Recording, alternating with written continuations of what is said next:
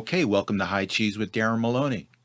Today's March 14th, 2022. Okay, let's go right to Ukraine.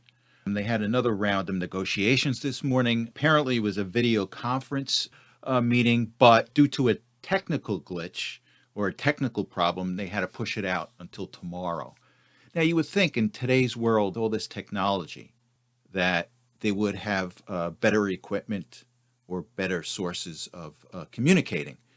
I'm just surprised. So it leads me to believe that maybe there was something else that caused the negotiations to stop, but they have committed to ramping it up tomorrow.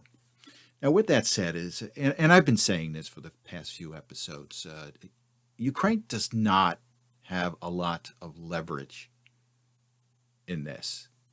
The only leverage they have is that whether they could draw NATO into this and have a shooting war in Ukraine.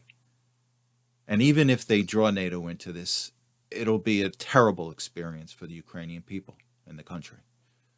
So let me just switch to a Fox interview. And again, I'm surprised at Fox. They are really pushing for this war. They are really pushing for an American involvement in a war with Russia. Even more so than they did during the Iraq War. And it's just very surprising by Fox. You think they would have learned, but again, apparently they haven't. It leads me to believe they have their own agenda on this. So who they interviewed is Neil Ferguson. Apparently Neil Ferguson is a fellow at the Hoover Institute, which is a conservative, or they call a conservative think tank. And he's involved with some international think tank at Harvard University, or an international department at Harvard University. So let's go to the clip and then we'll discuss. How does this play out? If I'm to talk to you in 6 weeks, what is the result of this? I'm very sorry to say that I fear Ukrainian resistance will ultimately be crushed by the sheer might of Russian bombardment. Putin is going to grind out further advances. Right. He still has a chance of encircling and taking Kyiv, and I'm very much afraid that unless the Biden administration changes its strategy and stands up to Putin and tries to bring an end to this war, it is going to end in a hideous and brutal victory by Russia, which will leave Putin intact, and our strategy will have failed completely. That is what I fear we'll be discussing, maybe in less than 6 weeks. Yeah, I wish you weren't right so often with that result, but sadly, I think you are. Neil Ferguson, thanks so much. Appreciate it.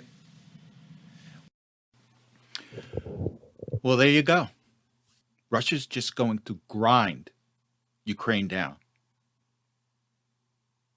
Now, I think Ferguson saved his next appearance on Fox, because I think he totally killed himself with the first part of this clip. But then he saved himself because he said, unless the U.S. gets involved, Russia's just going to grind Ukraine down. And here's the problem with the neocons, is that they never tell you, well, what's going to happen once the United States gets involved? Does that mean a kinetic war? Does that mean World War III? They never tell you that. They never tell you what the consequences are of any of these decisions. And that's the problem with these neocons. And that's what happened in Iraq. And we have to be on alert as to whether this is happening now, which I think it is. I think that the media is pushing us toward a war with Russia, and we have to make sure that does not happen. And I'm talking about a kinetic war, because I don't want to send your kids to fight for a border when we can't even defend our own border. And they continue to push.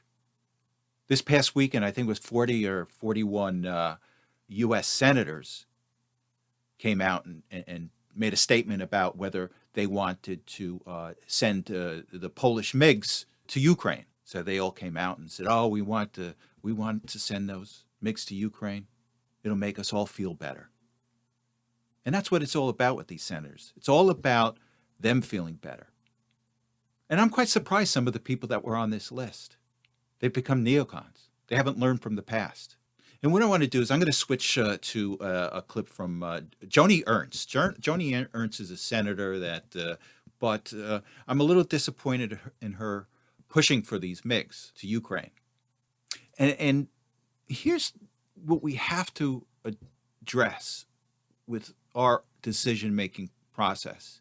And I've always lived by this rule. I can ask these experts, and again, Joni Ernst is coming across as an expert. She's like, her position has always been, well, I've been in the military. I know everything about war, and I should make all the decisions about war or make all the right recommendations. And that's not true.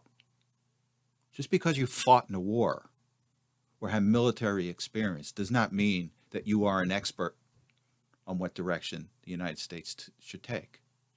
Because quite frankly, yeah, if you want to give me a battle thesis or diagram a potential battle plan, yeah, fine.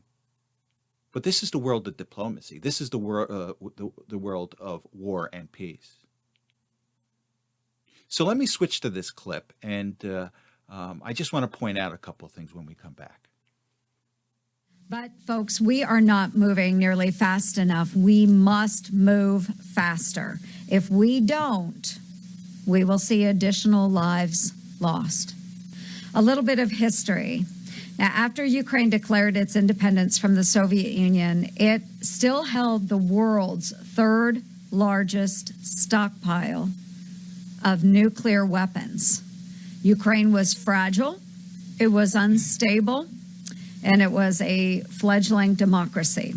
So America stepped up at that time, and we made an agreement with Ukraine. That agreement was that in exchange for protection by America, Ukraine would surrender its nuclear arsenal. That agreement still stands today. Well, I'm sorry, Joni, but you're wrong. You're either misleading the American people or you're misreading the Budapest Agreement. Now, what Ernst is referring to is the Budapest Agreement. It was an agreement signed among the United States, Great Britain, Russia, and I think Ireland. And it had to do with, after the fall of the Soviet Union, there was a number of nuclear missiles that were in Ukraine. And there were missiles there. The Ukrainians didn't know what to do with it because the codes and the ability to shoot those missiles was still with Russia. So Russia, the United States, again, Great Britain, I think Northern Ireland, agreed to dismantle those missiles. And as a result of that dismantling, they came to this agreement. Now, this is not a treaty. And the reason it's not a treaty, because at the time this would never have passed Congress. Now, all treaties have to get congressional approval. And this wouldn't have. This clearly wouldn't have. NATO would not have been on board with this. So when she's telling you that we have an obligation to protect Ukraine because of this, no, we don't. And let me read some of the agreement. The United States of America, the Russian Federation, and the United Kingdom of Great Britain and Northern Ireland reaffirm their commitment to seek immediate United Nations Security Council action to provide assistance to Ukraine as a non-nuclear weapon state party to the Treaty of the Non-Proliferation of Nuclear Weapons. If Ukraine should become a victim of an act of aggression or an object of a threat of aggression in which nuclear weapons are used. Now, there is nothing in there that says that the United States is obligated to protect Ukraine. There's nothing. And again, legally binding treaties are passed by Congress. But is Ernst trying to say we have an obligation by law? Even if this was a treaty, there's nothing in there that says we have an obligation to protect Ukraine. So, Joni, you're misleading the United States people when you say that we have an obligation to protect. And I'm sorry, that's just the way of the world. You're trying to mislead America into sending our kids to go fight. And I don't want to hear about these MiGs are, they won't result in a kinetic war.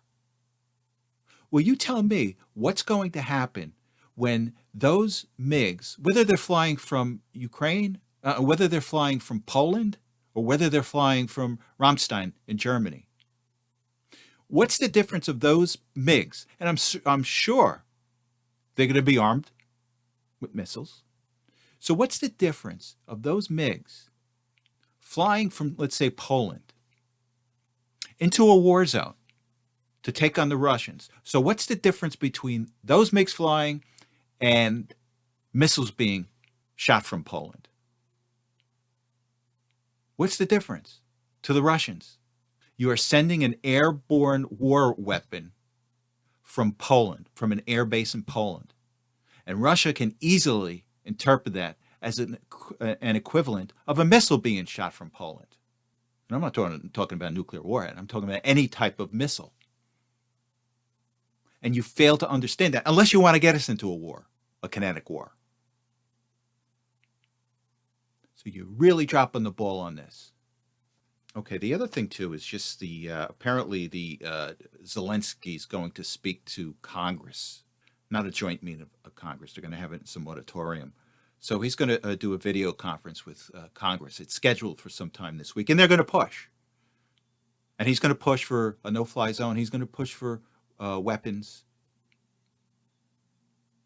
And here's the problem. The problem is early on, you could send weapons easily to Ukraine, right before the war really ramped up.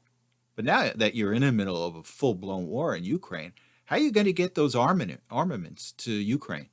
The Russian Air Force is going to just crush them, that supply line. So I don't want to hear that, okay, we've already sent them Stingers. We've already sent them other armaments. Well, that was early in the war when the supply lines were pretty easy to protect.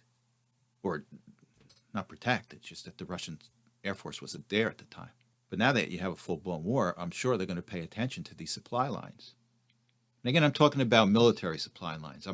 I'm not talking about food. I'm not talking about people leaving. And God forbid if NATO starts shipping military supplies with humanitarian supplies. That's a big problem. I certainly hope you're not going to do that. But anyway, Zelensky's coming in. We'll see what happens. It'll be a big push this week because I'll tell you, this should be the last of the push because I think Zelensky actually has to realize it's a lose-lose situation after this. He's in a no-win situation.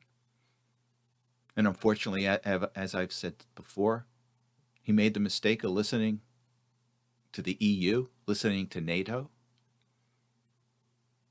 Now, I think it came out this weekend that NATO said, well, we're really not interested in Ukraine, having Ukraine join. Or there's no big push to fast-track Ukraine into NATO. Or they don't meet the criteria. And that's got to be hurtful to Zelensky. And we have to be aware of some final efforts to get us into the war. And what I'm going to do is I'm going to switch to a clip. Mr. Vindman.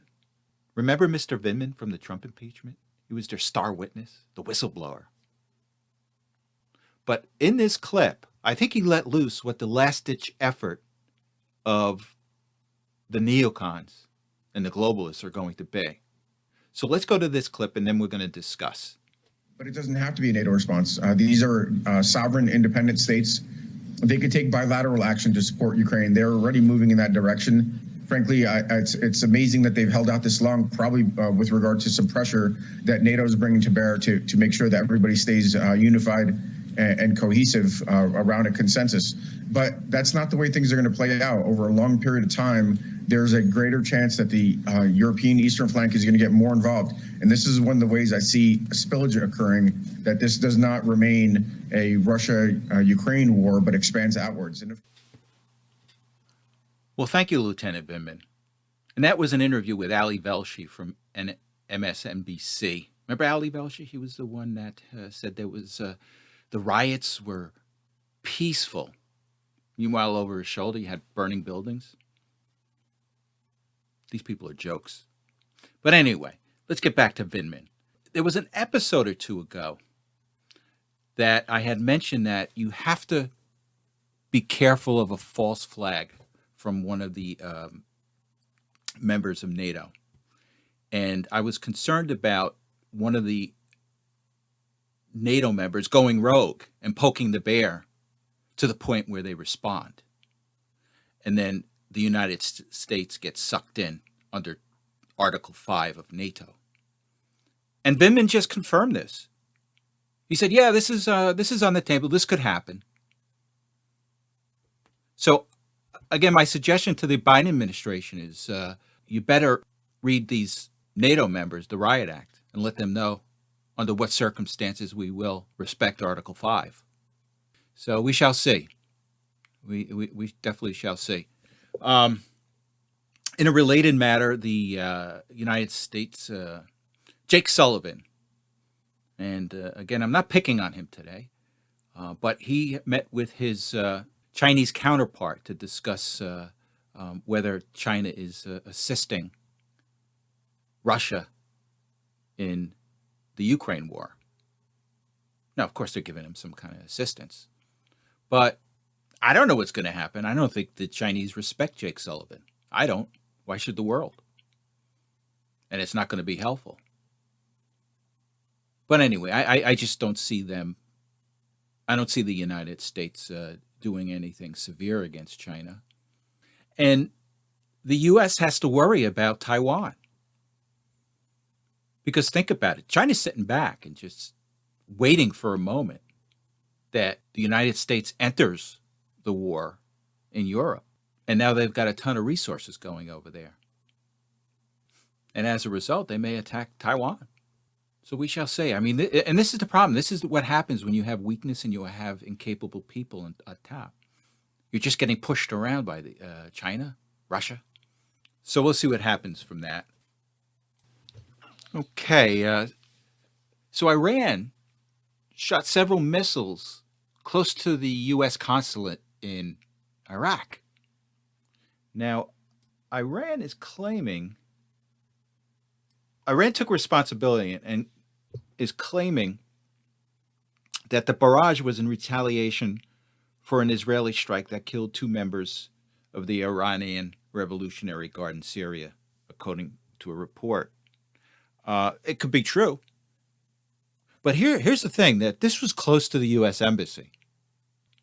Now, the other related topic is, and I still find this comical, is that essentially Russia is negotiating the U.S.-Iran nuclear weapons deal.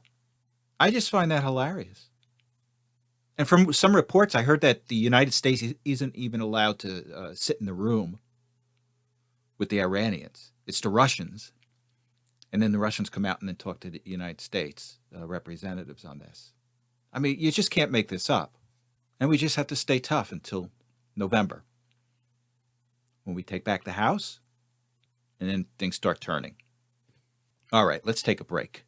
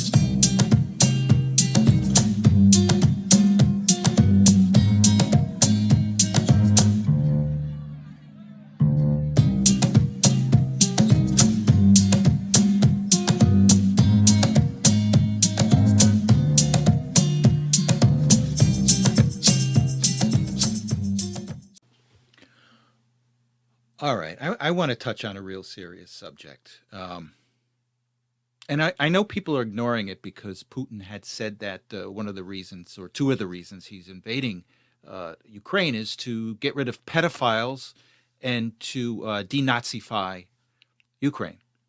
Whether he is or he's not, that's not the point. But the point is that Ukraine does have a pedophile problem, human trafficking problem, and it does have a Nazi problem. I don't think you'll get anyone to deny that. So let me just read an article here. And this is from the New York Post. And the headline said, children fleeing Ukraine conflict disappearing at borders. And it says here, Ukrainian children escaping the war are going missing, and many are in danger of being kidnapped by human smugglers, as 2.5 million refugees have massed at the borders, aid groups say. Aid workers are seeing many kids being sent alone to neighboring countries by desperate parents, and with no one to meet them as they cross the border, according to The Guardian, another newspaper. This is obviously extremely distressing for a child and can lead to them wandering around the station alone, disoriented, and in the worst case scenario, disappearing altogether. This, unfortunately, is not a hypothetical case. It has happened already, said Carol, I can't say her last name, coordinator of Homo Faber, a human rights organization based in Lublin, Poland. We are already getting reports of cases of human trafficking. The nonprofit is warning refugees, especially women, about volunteers holding cardboard signs at border crossings, offering to drive them across Europe. Isn't this terrible? This is absolutely terrible. But Ukraine has always been a hub for human trafficking. And the interesting thing is pedophilia is a subset of human trafficking. Now, it's very hard to determine what percent of human trafficking is children for sexual use, but it's significant. Let me just read you an article here. It says here, and this is from 22 magazine. It says child abuse is growing. It says here sexual abuse is a growing issue in Ukraine. In 2017, official figures revealed that there were 320 child rape cases in Ukraine that year. The number of pedophile sex abuse cases are believed to run in thousands. I've got another article here. This is from the Kiev Post. This is from 2009. It says here, pedophiles find Ukraine a good place to roam. Nobody knows the depth of the problem, but nation is seeing a hotbed of child pornography and sexual abuse. Pedophiles roam where they can sexually abuse children with impunity. Unfortunately, Ukraine, with its lax law enforcement, shaky economy, and endemic corruption, may provide the haven they seek. It's very widespread, said Walid Harfich, publisher of Kiev's Paparazzi magazine and a leading socialite. Terrible, absolutely terrible. The key thing on this is you have to realize that human trafficking needs corrupt governments to function well. Ukraine is still considered one of the most corrupt countries in the world, year in and year out. It's always at the top of the list for corruption. And human traffickers know this. They get to pay off the local magistrate, the local cop, the mayor. And that's what happens. And what happened is the Ukraine has become a hub for that area of the world. So it's not just the Ukrainian kids and Ukrainian women that are being trafficked, and men too. Men are trafficked also.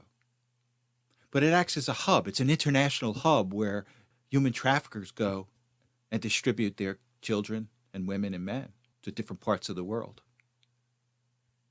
Now, it says here, and this is from a LinkedIn article I had read, it says human trafficking has always been a problem in Ukraine before the war. This includes both cross-border and internal trafficking. According to data from the International Organization for Migration, between 1991 and 2014, over 120,000 Ukrainians have become victims of human trafficking. And that's just Ukrainians. That's not the people that pass through the country to be distributed throughout the world.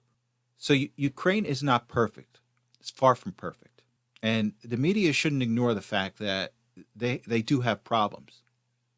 We don't like the fact that they're in war with Russia, but we still have to face the fact that Ukraine was a hub for human trafficking. Now, the other issue also is the Nazis. Ukraine has a neo-Nazi problem. Now, they actually have a battalion in the army. And you should see their flag. Their flag, the battalion's flag, is similar to the SS, the Nazi SS flag. Can't make this up.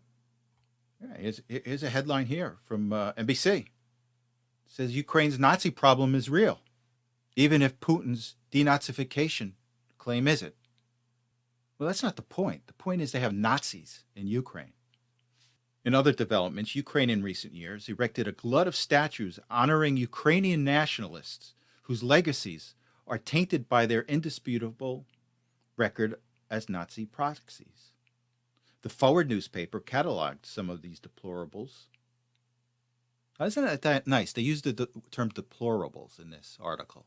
Clearly, the intent was to link these Nazis with the deplorables in the United States. One of these deplorables is Stepan Bandera, leader of the Organization of Ukrainian Nationalists, whose followers acted as local militia members of the SS and German army. Ukraine has several dozen monuments and scores of streets glorifying this Nazi collaborator, enough to require 2 separate Wikipedia pages. Another frequent honoree is Roman Shakayev, revered as a Ukrainian freedom fighter, but also for the leader of a feared Nazi auxiliary police unit that, the Forward notes, was responsible for butchering thousands of Jews and Poles. Statues have been raised for Yaroslav Stetsko, a one-time chair of OUN, who wrote, "I insist on the extermination of Jews in Ukraine." Far-right groups have also gained political currency in the past decade. None are more chilling than Swoboda, whose leader claimed the country was controlled by Muscovite Jewish mafia, and whose deputy used an anti-Semitic slur to describe Ukrainian-born Jewish actor Mila Kunis. Swoboda has sent several members to Ukraine's parliament, and just as disturbing, neo-Nazis are part of some of Ukraine's growing ranks of volunteer battalions. They are battle-hardened after waging some of the toughest street fighting against Moscow-backed separatists in eastern Ukraine, following Putin's Crimean invasion in 2014. One is the Azov Battalion, founded by an avowed white supremacist who claimed Ukraine's national purpose was to get rid of the Jews and other inferior races. In 2018, the U.S. Congress stipulated that its aid to Ukraine couldn't be used to provide arms, training, or other assistance to the Azov Battalion. Even so, Azov is now an official member of the Ukrainian National Guard. So this is all true. I think a lot of the media is trying to say this doesn't exist. The point is that we have to know in order to make a valid, rational decision about Ukraine. It has a Nazi problem, it has a pedophile problem, and it's corrupt. Now, some people may say, well, it's getting better. That's not the point. The point is you are what you are. Okay, Trump had a rally in South Carolina this weekend, and I'm going to just play a quick clip from him that I think is appropriate for today's podcast. All right, let's go to it, and then we'll talk about some other things. The fate of any nation ultimately depends upon the willingness of its citizens to lay down, and they must do this, lay down their very lives to defend their country. If we allow the Marxists and communists and socialists to teach our children to hate America, there will be no one left to defend our flag or to protect our great country or its freedom. Just days ago, a poll found that if our country was invaded like Ukraine was invaded, a majority of Democrats stunningly admitted that they would not fight for America. For the same reason, we have to get political correctness out of our military. The woke generals should be fired immediately. We want our generals to think about winning wars, not to teach pronouns. Well, thank you again, President Trump. Okay, last week Congress passed supposedly a $1.5 trillion budget. Now, I don't know if you read the headlines and everyone said $1.5 trillion budget passed by Congress. Well, our budget isn't $1.5 trillion. In reality, our budget is closer to $6 trillion. And when they talk about the $1.5 trillion, that's just discretionary spending. Now, a majority of the budget, a majority of the $6 trillion budget is non-discretionary spending, Social Security, Medicaid, Veterans Affairs, other obligations, debt, and it just leaves $1.5 trillion to be spent on discretionary items. Now, I was looking at the projection for the deficit this year, and it's about $1.8 trillion. Now, we've already got a $30 trillion debt. So this year's budget, 2022 budget, is going to add $1.8 trillion to that debt. Now, at $30 trillion, we're saddling each American with $90,000 in debt. That's a small mortgage, but that's what we're doing. So if you've got a couple of kids, you just tag them with $90,000 each that they have to pay off. And what adds insult to injury is that you've got a lot of pork in this. Apparently pork has made a comeback. I'm hearing wild stories on what's in it.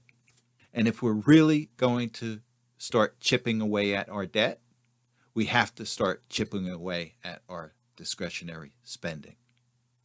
Now, there's some things we can do on the mandatory spending. Like with Social Security, you can, tweak certain things to bring in additional revenue. But let's look at discretionary spending. That has to start being reduced if we're going to do anything about our debt.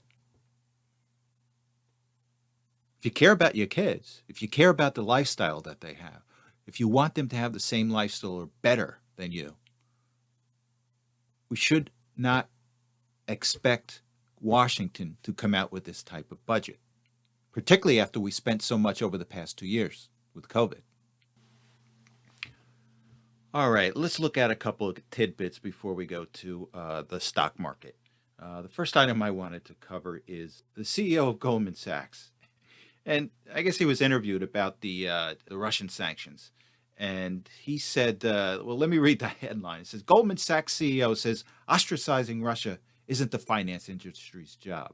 And he says that it's not. He says, he's implementing it, but he doesn't think that isn't the finance industry's job to do this. Now, it's kind of an interesting take on this. And I don't know if he's trying to confuse everybody or not.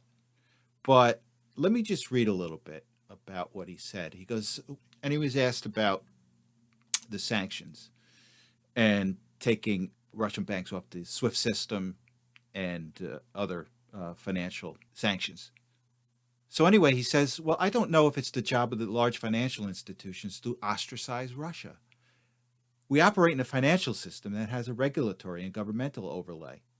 The government, I think, in this case, appropriately has decided to place sanctions on Russia. And it's our job to make sure that we are executing against the legal letter of the law of those sanctions, but also the spirit of those sanctions, which basically requires to wind down our business in Russia. Again, he says, I don't think businesses are supposed to decide how global trade works in the world. Now, look, I've been around long enough to know that these are the guys that are influencing the government on trade policy. So I think this is a bold-faced lie, what he's talking about. I think he does think that it is, and for some reason he's just lying. Now, Goldman doesn't have a large exposure to Russia, and it may have been a different story if they had a large exposure to Russia, but they don't. And I find it ironic that you have the CEO of Goldman saying this. Well, it's not our job to do it. But at the same time, in my last episode, I mentioned that some of the banks wouldn't loan to oil drillers. Well, that affects trade. And then there were some banks, I don't know if you remember a year or two ago, they weren't going to loan to gun manufacturers, or they threatened not to. Well, what is it? You're either involved or you're not involved. Again, I think this is one of these cases of obfuscating everything. They really don't want you to know what kind of influence they have. Now, the alternate observation could be that, well, maybe he's just, saying what Wall Street really is. They'll fund anything. Look at Brown Brothers. They funded the Nazis. So maybe he's just coming clean and says, hey, yeah, we'll fund anything as long as we can make money on it. But I don't think so. I think the intention here is just to confuse everybody. But we shall see. We really will. Now, here's a second story I just wanted to cover. Well, it says here, Rand Paul introduces amendment to eliminate Fauci's position as NIAID director. In other words, as Paul says, no one should have unilateral authority to make decisions over 1 million of Americans, which is true. And this is taken from Fox. And it just says, Rand Paul on Monday introduced an amendment that will eliminate Dr. Anthony Fauci's position as the director of the National Institute of Allergies and Infectious Diseases and decentralize it so no one person can act as a dictator-in-chief in the name of public health, the senator said. I like the idea. I think we should do it with most federal agencies. All of our federal agencies needs to be revamped. All the regulations, all the structure, they have to be revamped. And I like this. But at the same time, I don't want this to get Fauci off from the investigations that are coming once the Republicans take the House back. So this is a good start. But again, I just don't want, I want to make sure that this doesn't take Fauci off the hook for the terrible policy, our terrible, deadly COVID policy over the past few years. And in a related story, the Moderna president said you're going to need a fourth COVID shot. He's recommending fourth COVID shot. Why do we even put these people up? They have a vested interest in saying this. Why are these people even on TV and pushing their drugs? He's not interested in your health. He's interested in making money. He's probably already a billionaire by this point. But again, he has an agenda. He's not looking for your interest or my interest. Because if they were, if the pharmaceutical industry was interested in your health and my health, they would not have been blocking all these FOIA requests, which have been recently released only because of litigation or potential litigation of the studies on these vaccines. They've had a document dump of thousands and thousands of pages on these studies coming from the pharmaceutical industry on the COVID vaccines. And we'll see what happens. Okay, let's talk about the financial markets. The big news for this week is the Fed is meeting on the 15th and 16th, and today is March 14th, 2022. And the expectation is that the Fed will raise rates 25 basis points, which is 1/4 of a percentage point. And early on, it was thought that he would raise interest rates 1/2 of 1% or 50 basis points. And with the war in Russia and the turmoil that it's caused in the oil market, I think he'll opt to raise it 25 basis points. Look, he could surprise everybody and raise it 50 basis points, but that would be a surprise at this point, and the market doesn't want any surprises right now. The other item he's going to discuss is tapering. When is he going to stop, or when is the Fed going to stop its quantitative easing campaign? And again, as I explained before, quantitative easing is a procedure where they purchased U.S. Treasuries in order to keep interest rates artificially low. And they've accumulated $9 trillion worth of government debt and mortgages. And now they would like to taper that in order to normalize interest rates. So he's going to let us know, hopefully, he said this before, but he's going to let us know the time frame of when tapering is going to start. And not only is the start date important, but how much he is going to taper in dollars. So we shall see. We'll find out. And the other item I just wanted to bring to your attention, I was just looking at GDP Now. And what GDP Now, it provides us with an interim estimation on what the first quarter growth is going to be. And it's run by the Atlanta Fed. And again, it's just a running estimate and what they think the growth is going to be for the first quarter. And they're coming out at 0.5% growth for the first quarter of 2022. And look, if that's the case, I mean, that's not going to be good for stocks.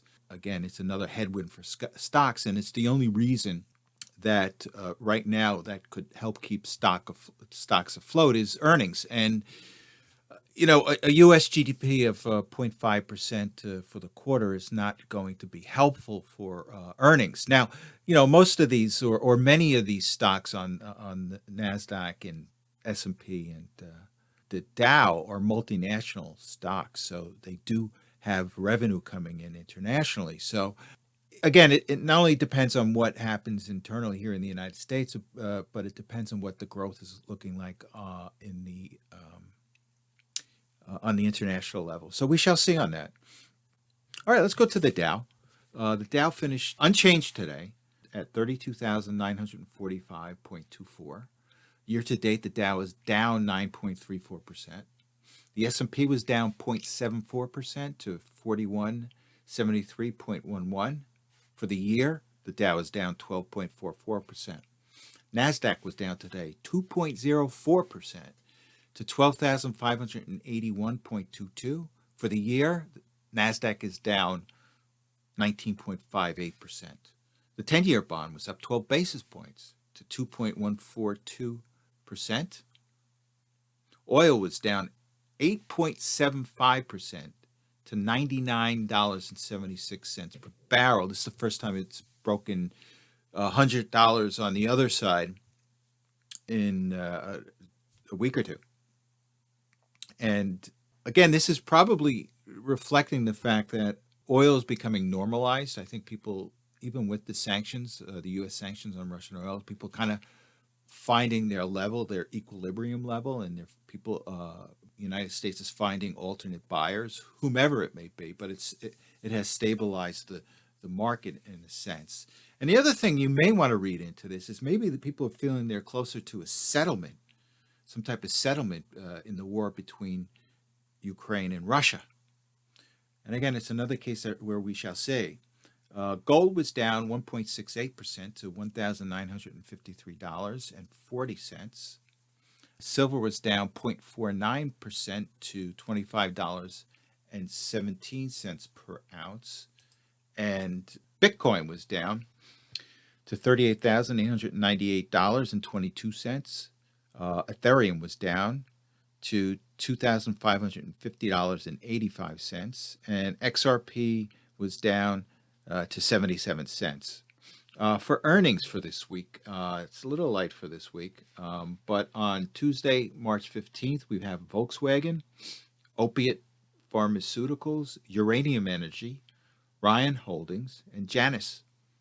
On Wednesday, March 16th, we have Lennar Corporation, Williams Sonoma, Catalyst Pharmaceutical, and Land's End. On Thursday, the 17th, we have Accenture, FedEx, Dollar General, GameStop, and Luckin Coffee. And then on Friday, we have UP FinTech Holdings, we have CNF Finance Holdings, and we have Milestone Pharmaceutical. Let's take a look at the economic calendar. Okay, on Tuesday the 15th, we have Producer Price Index, the final demand. And then we have the Empire State Manufacturing Index. On Wednesday, we have retail sales ex motor vehicles, import price index ex fuels, the NAHB Home Builders Index. And then we have the announcement at the end of the day from the FOMC. And then there's a Fed Chair news conference. Then on Thursday, 17th, we have initial jobless claims, continuing jobless claims, building permits, housing starts, the Philadelphia Fed Manufacturing Survey, industrial production index. And then on Friday, we have existing home sales and the index of leading economic indicators. So again, it's a big week, and we'll see what happens. And again, a lot of headwinds for stocks, and it hasn't changed. And listen, you have a good week, and I shall see you on Saturday. Thanks for listening.